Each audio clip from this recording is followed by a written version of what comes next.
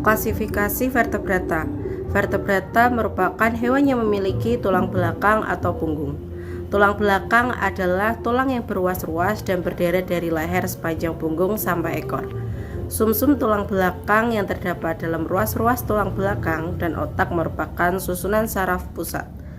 Hewan vertebrata dibagi menjadi 5 kelas, yaitu Pisces, amfibi, reptil, aves, dan juga mamalia.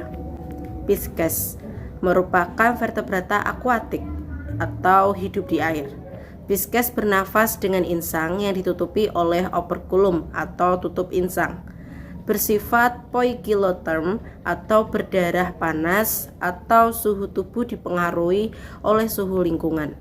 Pisces dibagi menjadi ikan tulang rawan dan juga ikan tulang sejati atau keras.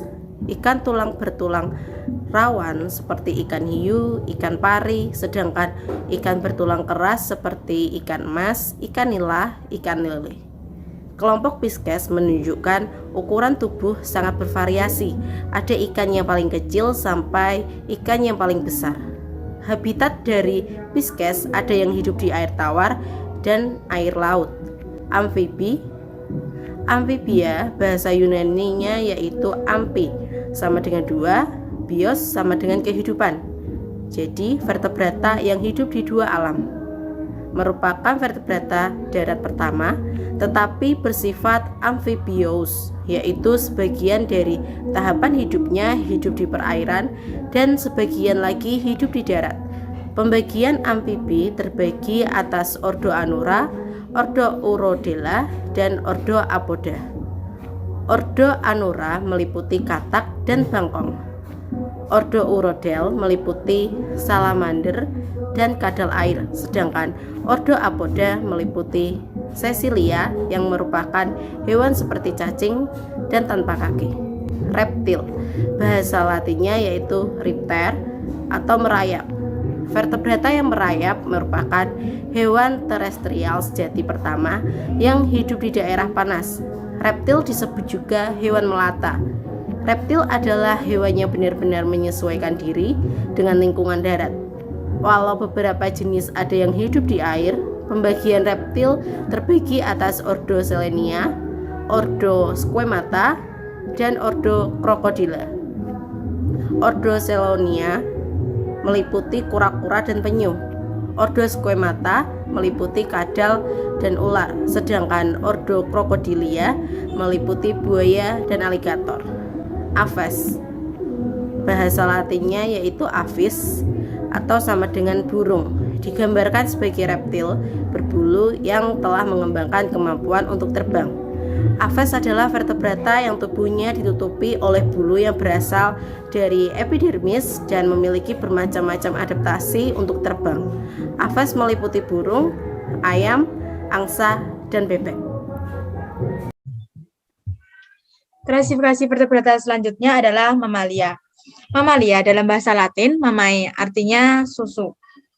Mamalia ini merupakan kelompok organisme yang paling berkembang dan juga banyak ditemui di berbagai habitat.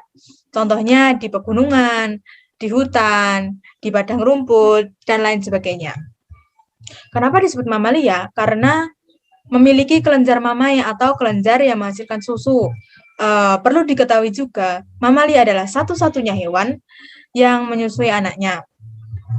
Mamalia terdiri lebih dari 5.000 gen yang tersebar dalam 425 keluarga hingga 46 ordo. Mamalia ini juga banyak dimanfaatkan oleh manusia. Antara lain yang pertama, dikonsumsi sebagai sumber protein, misalnya susu dan juga daging. Contoh dari hewan ini adalah sapi, kambing, dan kuda.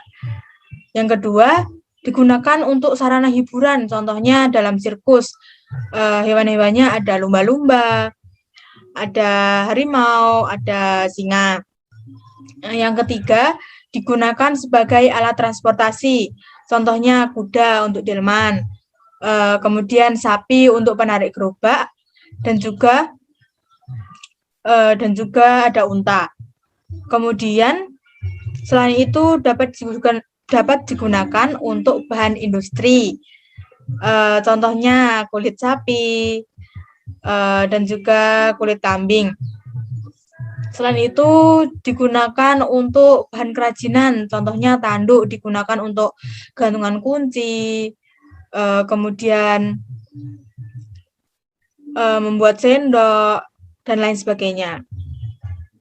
Dan juga mamalia ini bisa digunakan manusia untuk pelacak. Contohnya anjing itu digunakan polisi untuk melacak penjahat. Di samping manfaat juga pasti ada kerugian. Kerugian yang pertama ini adalah mamalia ini juga bisa menjadi penyebar kuman penyakit, contohnya pada penyakit pes yang dibawa oleh tikus dan juga rabies yang dibawa oleh anjing yang terinfeksi oleh virus rabies. Mamalia ini juga bisa merusak buah-buahan dan juga bisa merusak lahan pertanian, contohnya tikus yang merusak padi di sawah. Gitu. Kemudian kita masuk dalam ciri-ciri morfologi vertebrata. Subfilum vertebrata ini dibagi menjadi 2 superkelas, yakni superkelas Pisces berupa ikan dengan sirip yang berpasangan. Kemudian yang kedua adalah superkelas tetrapoda yang mempunyai kaki berpasangan. Superkelas Pisces ini dikelompokkan menjadi 4 kelas. Yang pertama adalah Agnatha, merupakan kelompok hewan yang belum mempunyai rahang, sehingga wujud mulutnya sangat sederhana, hampir mirip mulut cacing. Kemudian yang kedua adalah kelas Placodermata. Hewan-hewan dalam kelompok ini tubuhnya dilengkapi oleh sisi-sisi. Sisi-sisinya cenderung mempunyai jenis plakoid.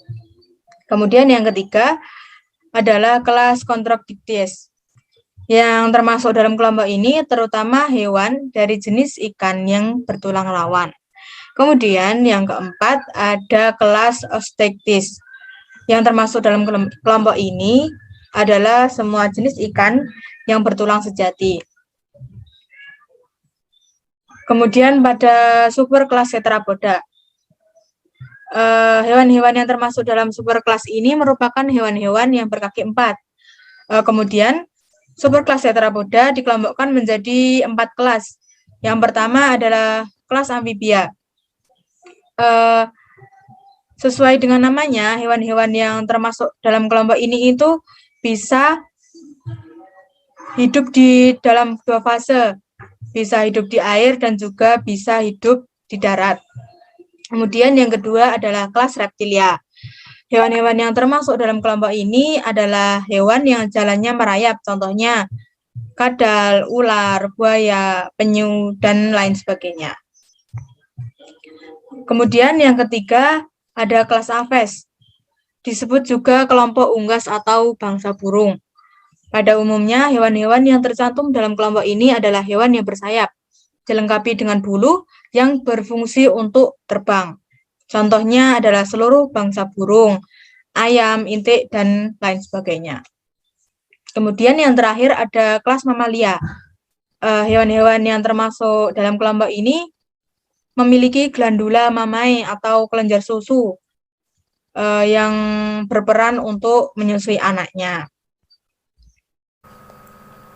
Kelas Agnatha.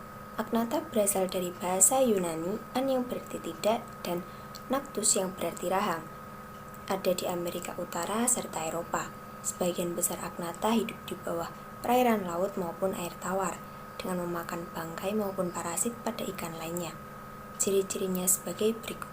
Yang pertama, tubuh Agnatha berupa silindris, memanjang, serta berukuran kurang lebih 76-90 cm. Yang kedua, Agnatha tidak mempunyai rahang, tetapi mempunyai mulut berupa lingkaran dan berparut. Yang ketiga, Agnatha mempunyai lidah serta gigi tersusun dari zat tanduk. Yang keempat, tidak mempunyai sirip yang berpasangan. Yang kelima, kulitnya tidak bersisik. Keenam, tubuhnya lunak serta berlendir. Yang ketujuh, rangka Agnatha tersusun dari tulang rawan. Yang kedelapan, alat kelamin Agnatha terpisah atau hermafrodit pada saat larva dan fertilisasi berlangsung secara eksternal.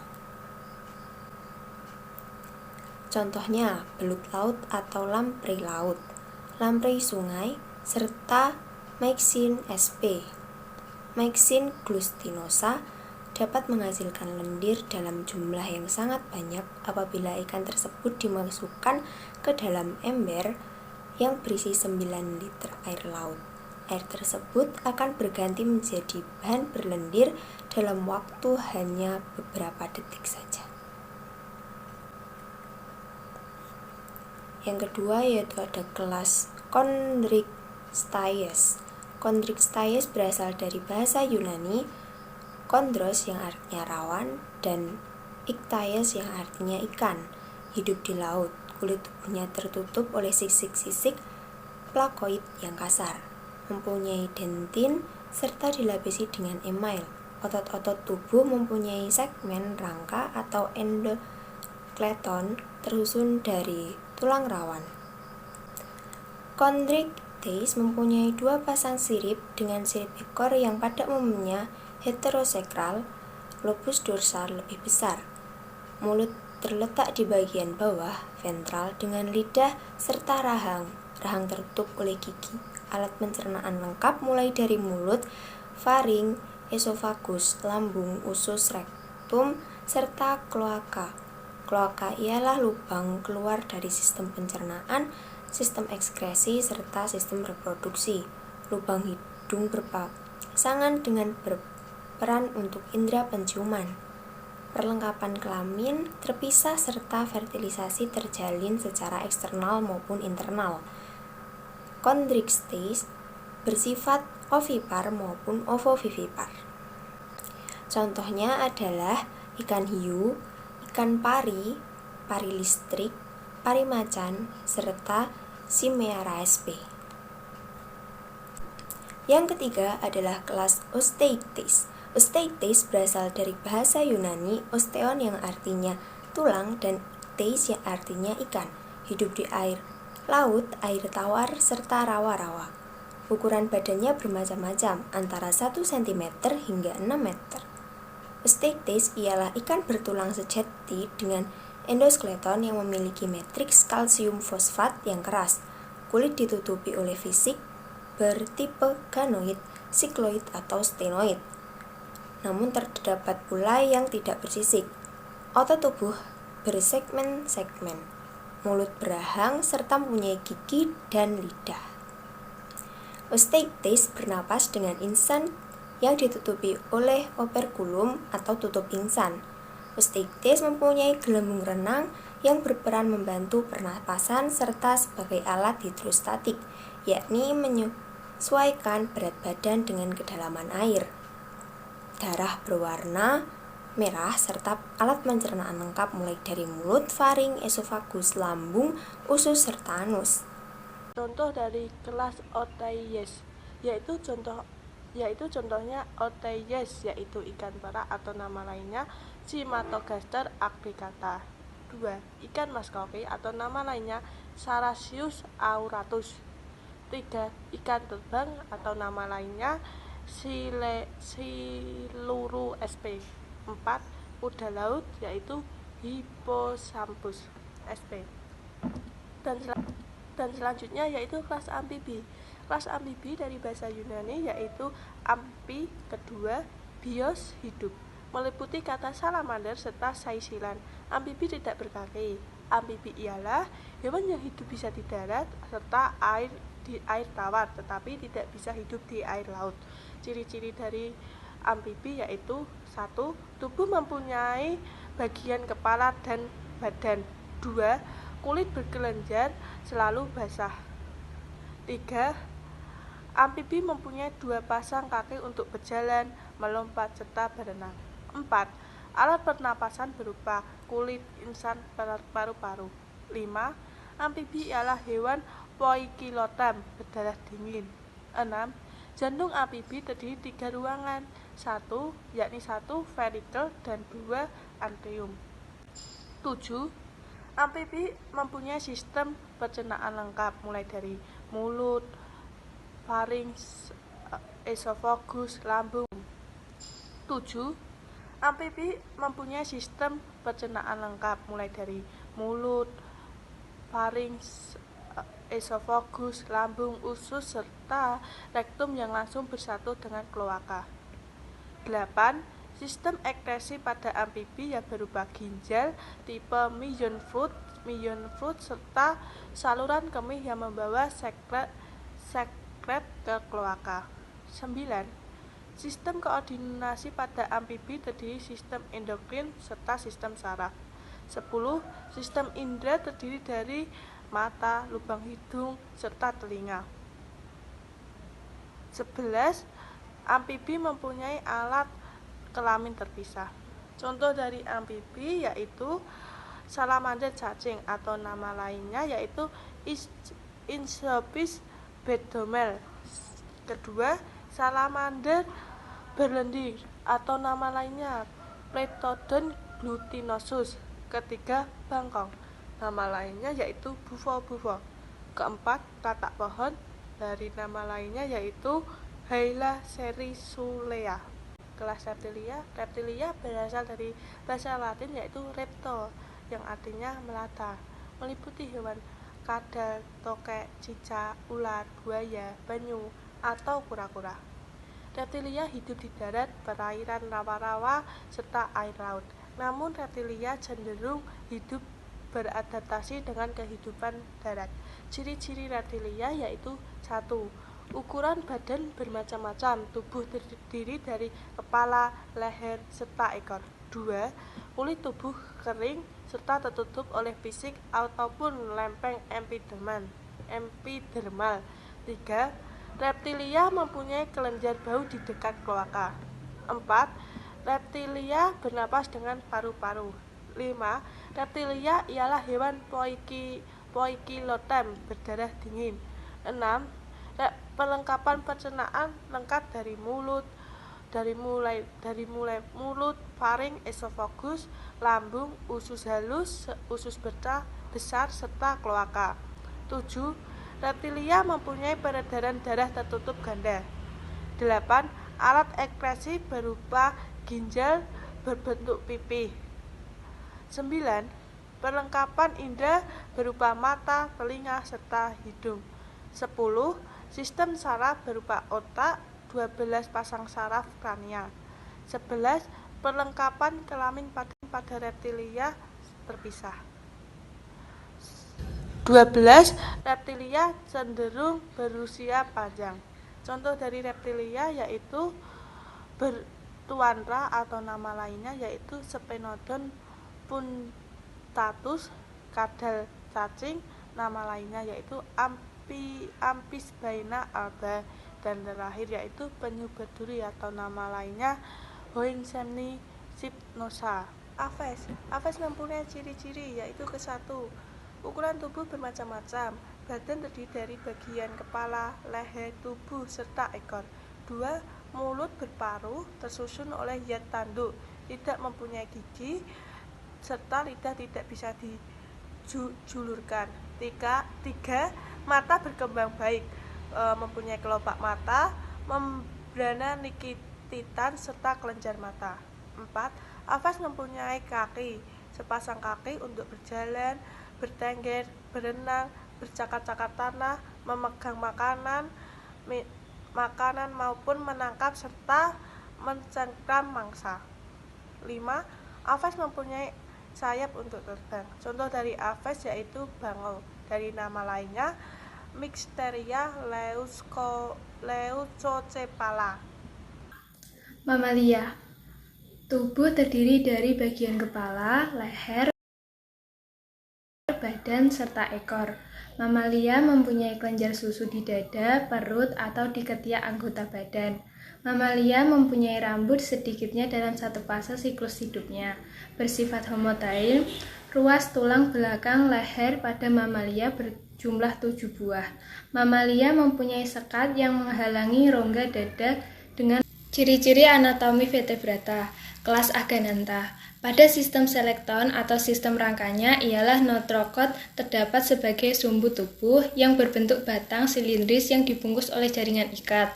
Sistem otot, sistem mulkulus, bentuk ataupun susunannya juga masih sederhana. Pada sistem pencernaan makanan atau sistem digestoria, organ-organnya terdiri atas mulut yang terletak di bagian ventral dari kepala. Kemudian mulut dilengkapi oleh pharynx serta saluran oesophagus yang terletak pada bagian dorsal. Yang kedua ada kelas Chondrites. Hewan yang terdapat di kelas ini ialah kelompok ikan bertulang rawan, mulut yang lengkap dengan gigi. Pada bagian intestinum terdapat klep spiral yang umumnya disebut Thylacoleo. Rangkanya sebagai besar berupa tulang rawan. Jantung pada peredaran darahnya terdiri atas rongga ventriculum. Hanya berisi darah dari vena serta terdapat beberapa pasang arcus aorticus. Yang ketiga, kelas Osteichthyes. Ikan-ikan yang terdapat di kelas ini ialah ikan-ikan bertulang sejati, skeleton atau rangkanya hampir sebagian besar bertulang sejati. Namun terdapat jenis-jenis yang bertulang rawan. Vertebrata memiliki bermacam-macam bentuk dan tipe dari sirip ekornya atau pinnae caudalis ialah homocercal. Kelompok ikan bertulang sejati tubuhnya terbungkus atas dua lapisan, antara lain yaitu A. Exoskeleton, yakni kerangka luar yang umumnya berupa sisik-sisik. Sisik-sisik ini terbentuk dari jaringan tulang. Yang kedua, B. Endoskeleton yang terdiri dari skeleton terunci yang terdiri atas columna vertebralis dan costae, skeleton ekstremitas, tulang tempurung kepala. Kelas Amphibia. Karakteristik khusus amfibian yakni sebagai berikut. A. Kulit pada amfibia biasanya bentuknya lemas yang berguna untuk penutup tubuh. Selain itu, digunakan juga untuk mengisap air sebab katak pada umumnya tidak minum. Kulit katak tersusun atas epidermis dan dermis. B. Skeleton. Katak tersusun atas endoskeleton yang biasanya disokong oleh bagian-bagian yang lunak. Skeleton berfungsi untuk melindungi bagian-bagian tubuh sebelah dalam tempat melekat otot-otot. 5. Kelas Reptilia. Ciri-ciri anatomi. A. Pada integumen dan endoskeleton, hewan kelompok ini memiliki integumen yang umumnya tidak mengandung kelenjar keringat. B. Pada sistem pencernaan makanan, biasanya di hewan reptilia tidak terjadi pencernaan makanan di mulut. C. Pada sistem pernapasan, udara melewati nares eksterna lalu memasuki nares interna. D. Sistema urogenilitas. Pada reptilia dilengkapi oleh organ, yaitu ren atau ginjal yang memiliki tipe metanepros. 6. Kelas Aves. Struktur anatomi Aves lebih sempurna daripada yang lainnya, baik susunan organ ataupun bentuk-bentuk organ yang menyusun pada sistem-sistem tubuh. Ciri-ciri anatomi Aves. A. Susunan anatomi bulunya bisa dibedakan menjadi 3. Yang pertama plumae, yang kedua plumulae, yang ketiga filoplumae.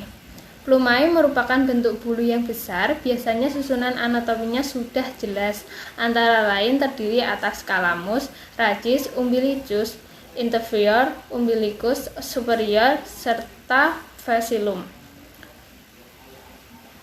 Berdasarkan letaknya, bulu bisa dibedakan ke dalam remiges, recticus, dan rectricus. Remiges terletak di daerah sayap yang berguna untuk terbang. Rectricus berbulu-bulu yang ada di daerah ekor, dan rectricus bulu-bulu yang ada pada daerah dada dan seluruh tubuh, bentuknya kecil dan halus berguna untuk isolasi. Yang ketujuh, kelas Mamalia. Intestinum atau bagian usus adalah saluran yang berkelok-kelok dan berfungsi sebagai organ penyerapan zat-zat makanan. Kedua, saluran pernapasan pada mamalia mempunyai kelengkapan organ-organ yang lebih sempurna. Ketiga, sistem peredaran darah mamalia merupakan tertutup. melalui pembuluh-pembuluh darah dan pusatnya ialah jantung. Yang keempat, sistem urogenitalia, dilengkapi dengan vesika urinaria yang berguna untuk menampung